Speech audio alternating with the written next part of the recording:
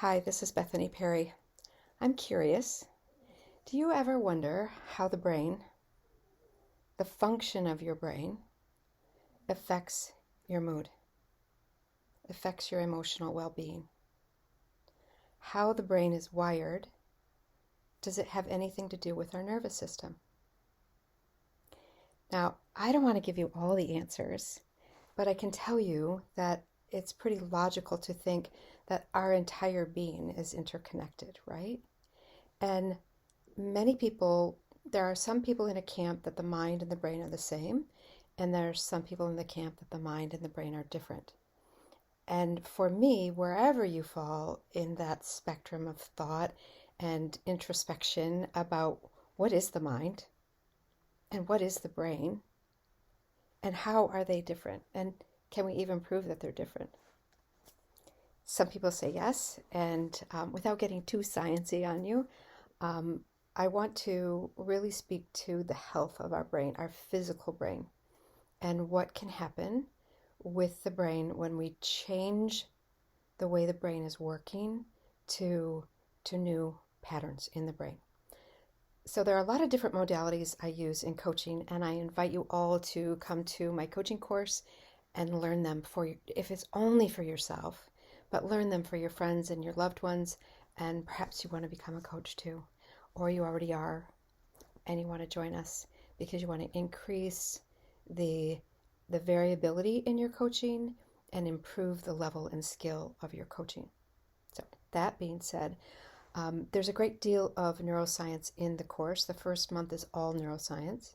And as we look at neuroscience and as we look at what the brain does for us, we also understand that the nervous system, which has so much to do with our emotions, is all connected to the brain. And when we begin to release things from the body, emotions from the body, whether it's through brain spotting, which is my personal favorite way, or NLP or peace processing, or many different modalities will release trauma from the body, big T, little t, or stress, or the words that you want to put on it. As the body releases, the brain then rewires. And when the brain rewires it, we begin to release old patterns. So an example of this is when you were 5 or 10 or 2 or 15, just think of a time in the past when there was something that happened to you and you've worked on it. You've gone to therapy, you've gone to coaches, you've gone, whoever you've gone to, friends, family, to really get to the nitty-gritty, perhaps in meditation, your faith, to get to the nitty-gritty of this pattern that keeps showing up in your life, and you're going, why does this keep showing up? It's like an onion layer, but it keeps growing. The onion keeps growing. It's like, why does this keep happening? I worked on that already. I took care of that. Now that happens likely for every single human being. But what I'm here to tell you is that through the blending of the 4 pillars, which I believe is really the way to come to whole life healing, as we blend those pillars, we can rearrange those patterns. And when we rearrange old patterns, if there was, as an example, if a 2-year-old, maybe a 5-year-old, we'll make it really simple, 2 5-year-olds, they were going bike riding. They're both just, pretty new to learning how to ride a bike. One of them fell, hurt him or herself, and refused to get on a bike ever again.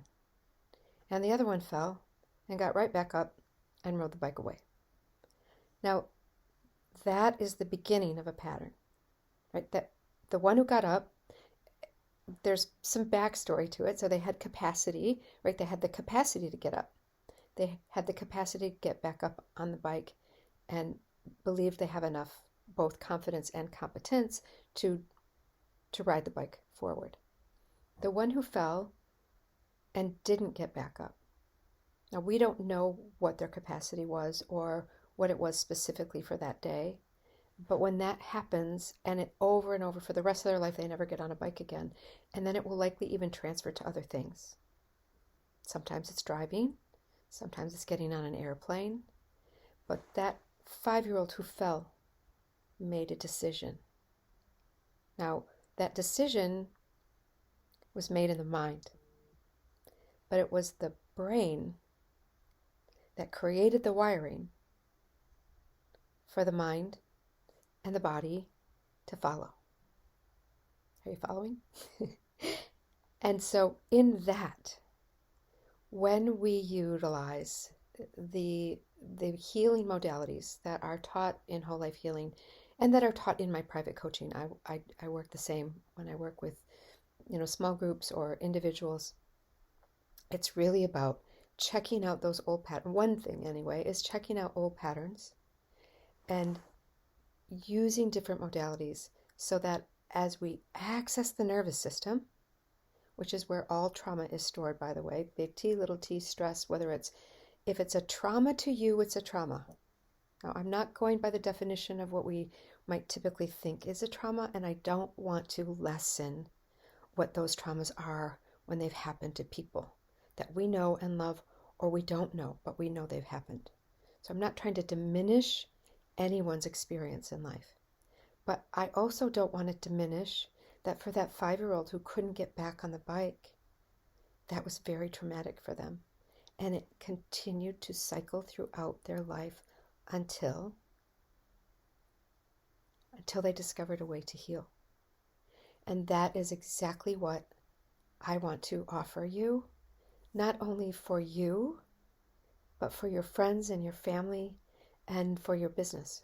Whether you are a full-time coach, a part-time coach, whether you are in the corporate world, and these modalities, you can, you can use them to not only improve your position at work, but to understand others around you and understand what they're going through.